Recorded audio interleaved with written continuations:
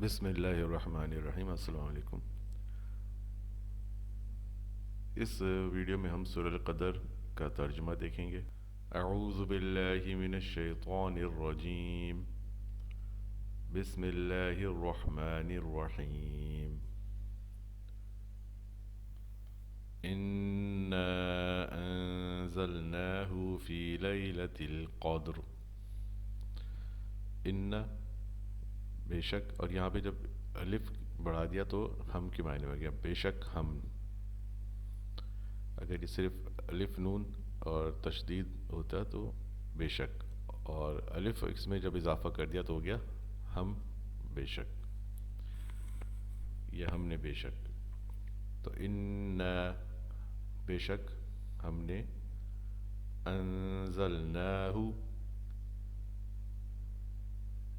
ہم نے یہ اتارا، انزلنا ہم نے اتارا، انزلہ اس نے اتارا، انزلتا تو نے اتارا، اور انزلناہ ہم نے اس کو اتارا۔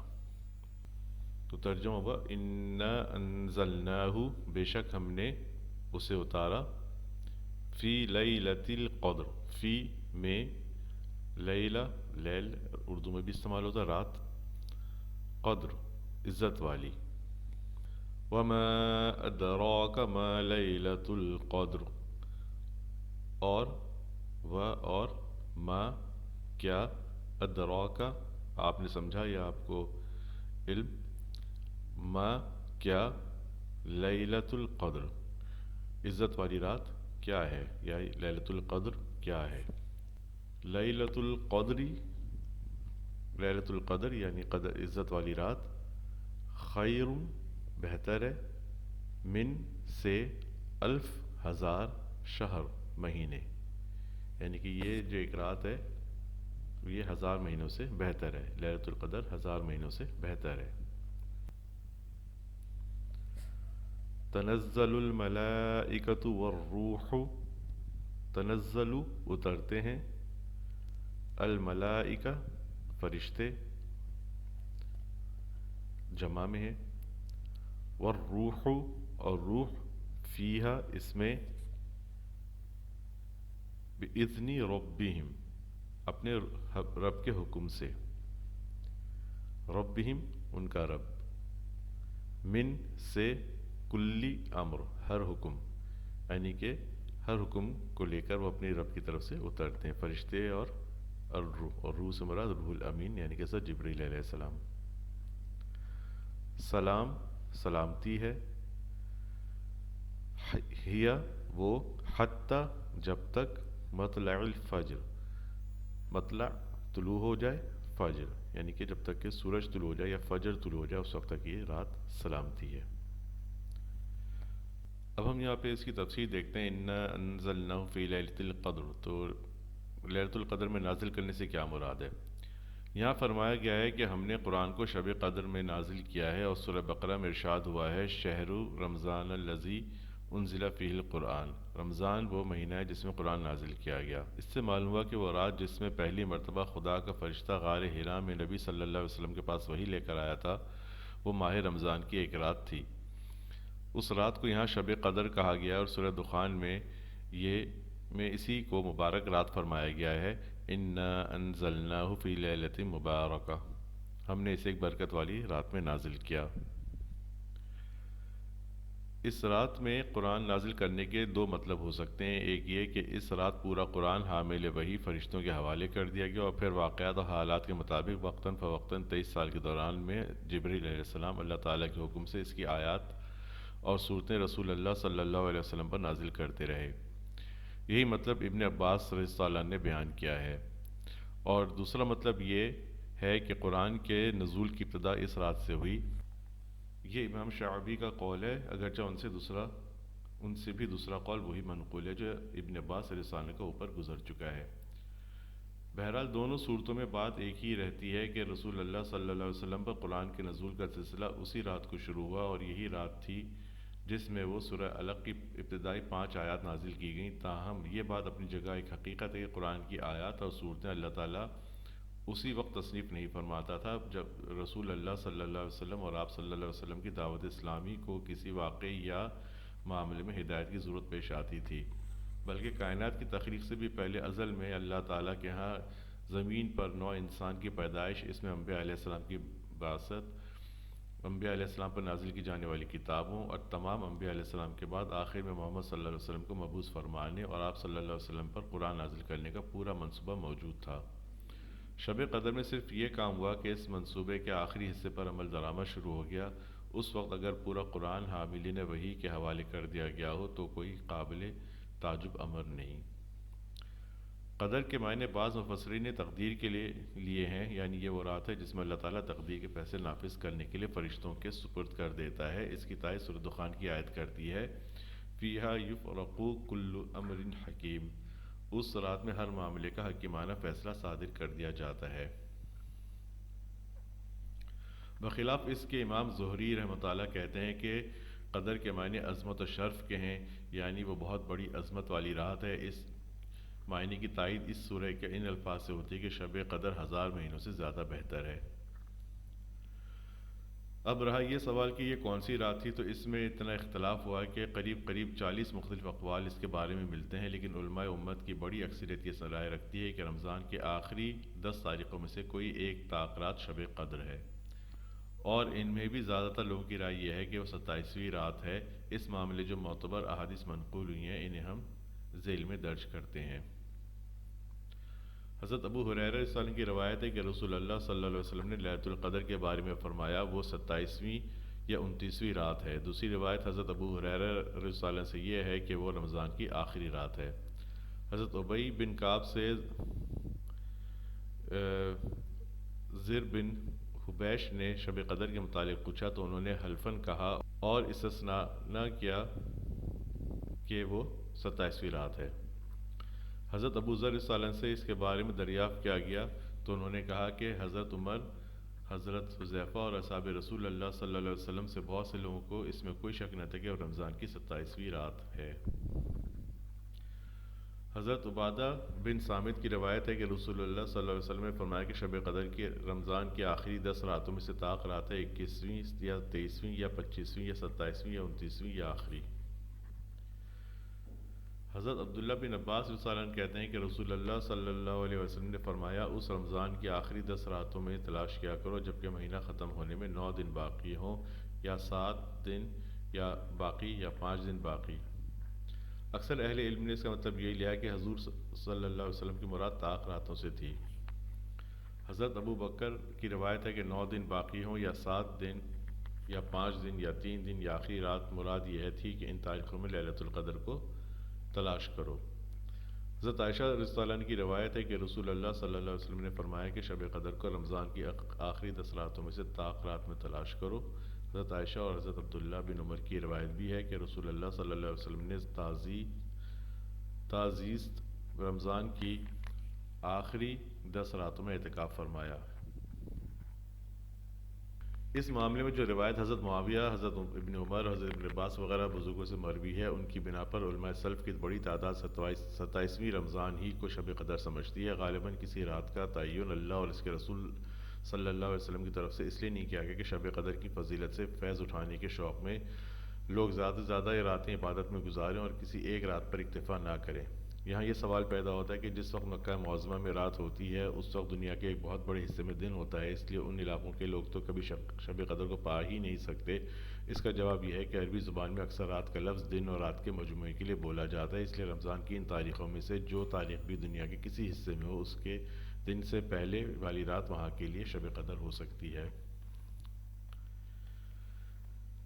مفسرین نے بالعموم اس کے معنی یہ لیے کہ اس رات کا عمل خیر 1000 مہینوں کے عمل خیر سے افضل ہے جن میں شب قدر شمار نہ ہو۔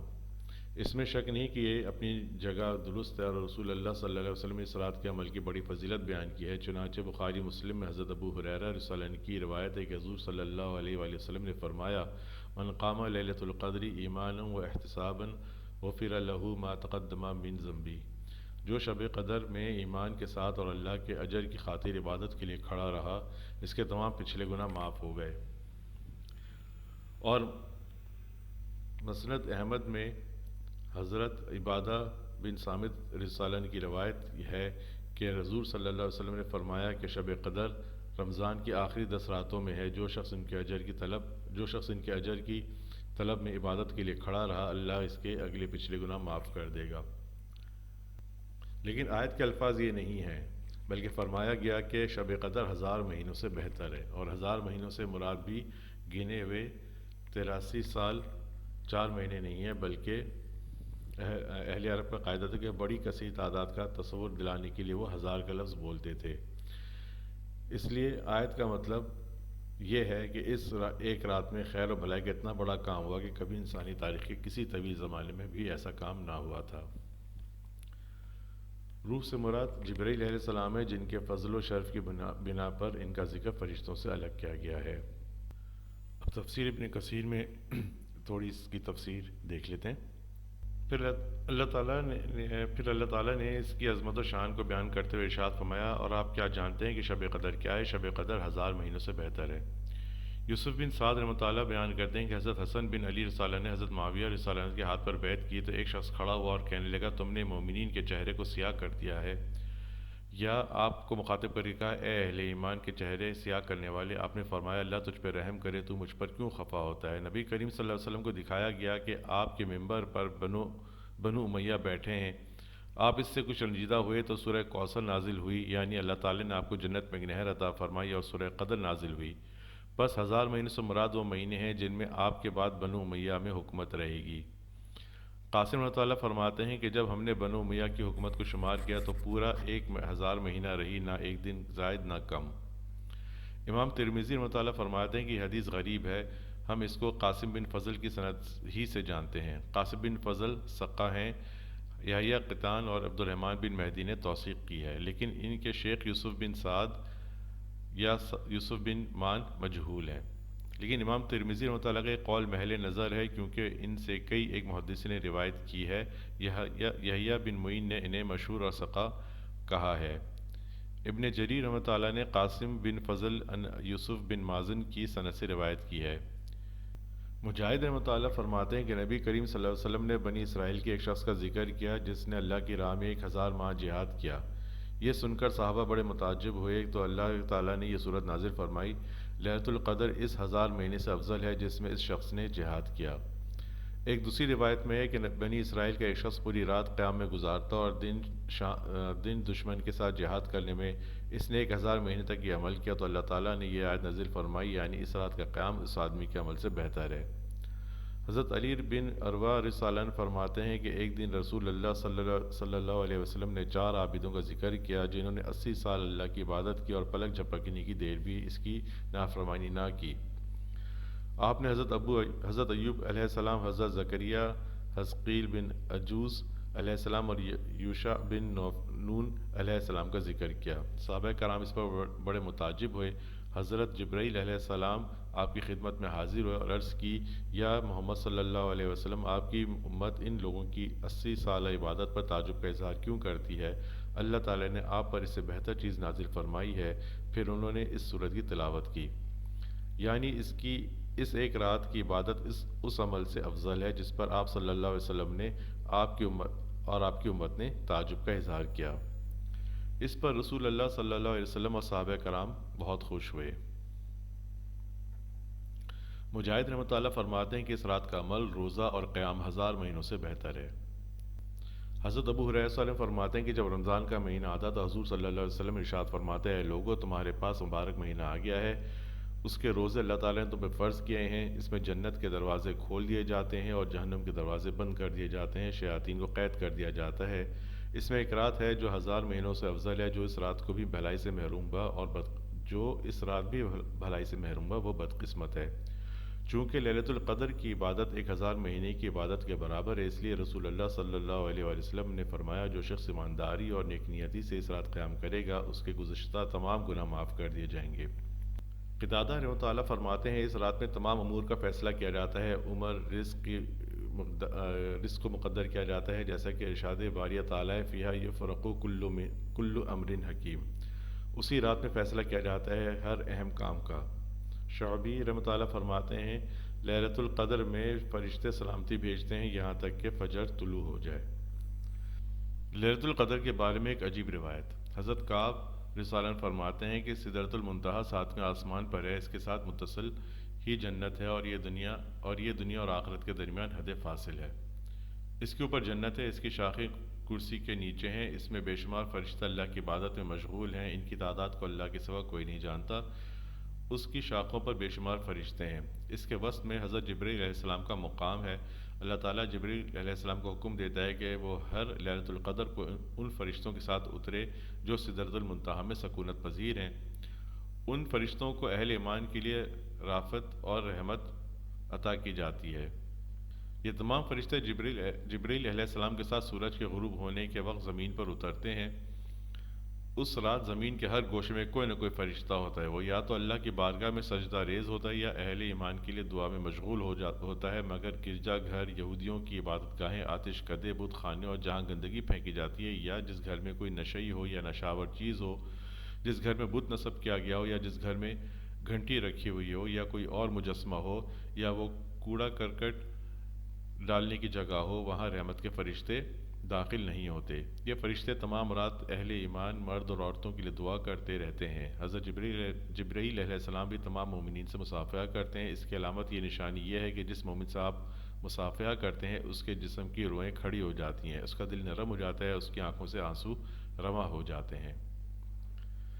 حضرت کعب فرماتے ہیں جو شخص لیلۃ القدر میں 3 دفعہ لا الہ الا اللہ پڑھتا ہے، پہلی دفعہ پڑھنے سے اللہ تعالیٰ اس کے پہلے تمام گناہ معاف کر دیتا ہے، دوسری دفعہ پڑھنے سے اسے نار جہنم سے آزادی کا پروانہ ملتا ہے، اور تیسری دفعہ پڑھنے سے اسے جنت میں داخل فرما دیتا ہے۔ راوی نے حضرت کعب سے پوچھا، اے ابو اسحاق، جو شخص سچے دل سے کلمہ پڑھے گا اسے یہ انعام ملے گا؟ انہیں فرمایا لیلۃ القدر میں اس کلمے کو وہی پڑھتا ہے جس کا دل سچا ہو۔ قسم ہے اس ذات کی جس کے قبضے قدرت میں میری جان، یہ کلمہ اس رات کافر اور منافق پر بڑا بھاری ہوتا ہے، اس طرح اس کی کمر پر کسی نے پہاڑ رکھ دیا ہو۔ فجر کے طلوع ہونے تک فرشتے اسی طرح زمین پر رہتے ہیں۔ طلوع فجر کے بعد سب سے پہلے جبرائیل علیہ السلام اوپر چڑھتے ہیں، سورج کے قریب جا کر اپنے پروں کو پھیلا لیتے ہیں، خصوصاً اپنے ان 2 سبز پروں کو جو وہ صرف اسی وقت پھیلاتے ہیں، اسی وجہ سے اس وقت سورج کی روشنی ماند پڑ جاتی ہے۔ پھر وہ ایک فرشتہ کو بلاتے ہیں، وہ سب کے سب فرشتے اوپر چڑھ جاتے ہیں، فرشتوں کا نور اور جبرائیل علیہ السلام کے دونوں پروں کے نور سے سورج کی روشنی مان پڑ جاتی ہے۔ حضرت جبرائیل علیہ السلام اور ان کے فرشتے اس دن زمین و آسمان کے درمیان اہل ایمان کے لیے رحمت کی دعا کرتے ہیں۔ یہ ان کے لیے بھی دعا کرتے ہیں جنہوں نے رمضان کے روزے ایمانداری اور نیت کے ساتھ رکھے، اور یہ اس شخص کی عمر درازی کی بھی دعا کرتے ہیں جس شخص کے دل میں یہ خیال آئے کہ اگر وہ آئندہ سال تک زندہ رہا تو وہ رمضان کے روزے رکھے گا۔ شام کے وقت یہ پہلے آسمان پہ چڑھ جاتے ہیں اور حلقے بنا کر بیٹھ جاتے ہیں۔ پہلے آسمان کے فرشتے ان کے پاس آتے ہیں، وہ ان سے ہر مرد اور ہر عورت کے بارے میں پوچھتے ہیں۔ یہ فرشتے انہیں بتاتے ہیں، وہ ان سے پوچھتے ہیں فلاں شخص کو اس سال کیسے پایا؟ وہ انہیں بتاتے ہیں کہ گزشتہ سال تو ہم نے اسے عبادت میں مشغول پایا تھا، اور اس سال اسے بدعتوں میں مشغول پایا، فلاں کو پچھلے سال بدعتوں میں گرفتار پایا اور اس سال اس عبادت میں مشغول۔ بس یہ سن کر وہ فرشتے اس شخص کے لیے استغفار بند کر دیتے ہیں اور اس عابد کی مغفرت کے لیے دعا میں مصروف ہو جاتے ہیں۔ وہ فرشتے بتاتے ہیں کہ ہم نے فلاں کو اللہ کا ذکر کرتے ہوئے پایا، اور فلاں کو رکوع سجود کرتے ہوئے، اور فلاں کو قرآن کریم کی تلاوت کرتے ہوئے۔ یہ فرشتے ایک دن اور ایک رات یہاں گزر کر دوسرے آسمان پہ چڑھ جاتے ہیں، اسی طرح ہر آسمان و دن اور رات گزارتے ہوئے سدرۃ المنتہا پر پہنچ جاتے ہیں۔ سدرۃ المنتہا ان فرشتوں سے پوچھتی ہے کہ اے مجھ پہ سکونت پذیر ہونے والوں، میرا بھی تم پر حق ہے، مجھے بھی لوگوں کے بارے میں بتاؤ، میں اس سے محبت رکھتا ہوں جو اللہ کو دوست رکھتا ہے۔ وہ فرشتے ہر مرد اور ہر عورت کے بارے میں اسے بتاتے ہیں، ان کے نام، ان کے آبا کا نام کا ذکر کرتے ہیں۔ پھر جنت سدرۃ المنتہا کی طرف متوجہ ہوتی ہے اور کہتی ہے کہ تیرے رہائشی فرشتوں نے جو تمہیں خبر دی مجھے بھی بتاؤ۔ سدرۃ المنتہا جنت کو تمام واقعات سے آگے کرتا ہے۔ جنت کہتی ہے فلاں مرد اور فلاں عورت پر اللہ کی رحمت ہو، اے اللہ انہیں میرے پاس جلدی لے آؤ۔ جبرائیل علیہ السلام اپنے مقام پر پہنچتے ہیں تو اللہ تعالیٰ اسے الہام کرتا ہے، وہ عرض کرتے ہیں اے باری اے تعالیٰ، میں نے فلاں شخص کو تیری بارگاہ میں سجدہ ریز پایا تو اس کے گناہوں کو معافی فرما دے۔ اللہ تعالیٰ معاف فرما دیتا ہے۔ حضرت جبریل علیہ السلام یہ بات حاملین عرش کو بتاتے ہیں تو وہ کہتے ہیں کہ فلاں مرد عورت پر اللہ کی رحمت اور مغفرت ہو. پھر جبریل علیہ السلام عرض کرتے ہیں اے باری تعالیٰ، فلاں شخص جس کو میں نے سنت اور عبادت کا پابند پایا، اس سال وہ بدعت کا شکار اور تیرے احکام سے روح گرداں ہے. اللہ تعالیٰ فرماتا ہے جبرائیل اگر اس نے اپنی موت سے 3 گھڑی پہلے توبہ کر لی تو میں اس کے گناہ معاف کر دوں گا. عرض کی الہی تمام تعریفیں تیری لی ہیں، تو اپنی مخلوق پر بہت زیادہ رحم فرمانے والا ہے، بلکہ تو اپنے بندوں پر ان کی جانوں سے بھی زیادہ رحم کرنے والا ہے. اس وقت عرش اور اس کے ارد گرد کی چیزیں اور پردے اور آسمان حرکتیں کرنے لگتے ہیں، وہ پکارتے ہیں الحمد للہ الرحیم الحمد للہ الرحیم. حضرت کعب رضی اللہ عنہ فرماتے ہیں جس شخص نے رمضان کے روزے رکھے اور اس کی یہ نیت ہو کہ رمضان کے بعد بھی اللہ کی نافرمانی نہ کرے گا تو اللہ تعالیٰ اسے بغیر حساب و کتاب کے جنت میں داخل فرما دے گا.